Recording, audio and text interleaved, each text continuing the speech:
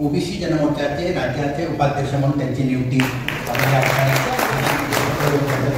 करत आहोत।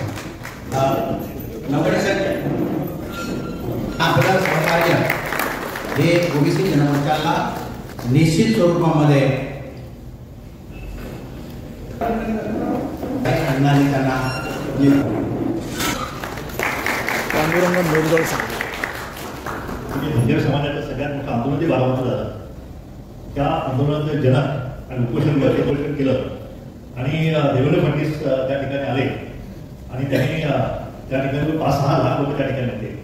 त्या ठिकाणी देवेंद्र फडणवीसनी उपोषण करताना शब्द दिला की तुम्ही आम्हाला सत्तेत बसवा, की धनगर समाजाला एसटीचं आरक्षण पहिल्या कॅबिनेटमध्ये देऊ आणि ती त्यांच्या गळ्याला केलं ते पांडुरंग मोरगळ आलं आहे ते अजूनपर्यंत काही खाली बी जायला आणि वर बी निघाला आहे। असे आपल्या ओबीसी जनमोर्चाचे उपाध्यक्ष म्हणून पूर्ण महाराष्ट्रावर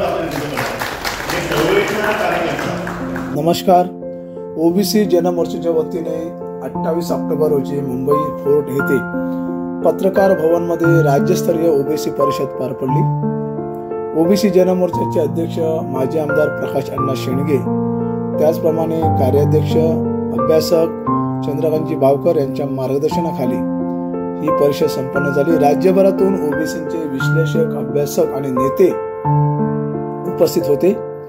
या परिषदेमध्ये महाराष्ट्र सरकारने 2 सप्टेंबर रोजी काढलेला मराठा आरक्षणासंदर्भात हैदराबाद गॅजेटेड लागू करण्यासाठी GR हा तात्काळ रद्द करावा, ओबीसी त्याचप्रमाणे सर्वांची जातनिहाय जनगणना करून लोकसंख्येप्रमाणे आरक्षण द्यावे, विद्यार्थ्यांची शिष्यवृत्ती लागू करावी, पदोन्नती द्यावी, ओबीसींचा सरकारी नोकऱ्यांमधील बॅकलॉग भरावा, आदिवासी जिल्ह्यातील ओबीसींचे आरक्षण पूर्ववत करावा, स्थानिक स्वराज्य संस्थेमध्ये आरक्षण मिळावं, अशा विविध विषयांमध्ये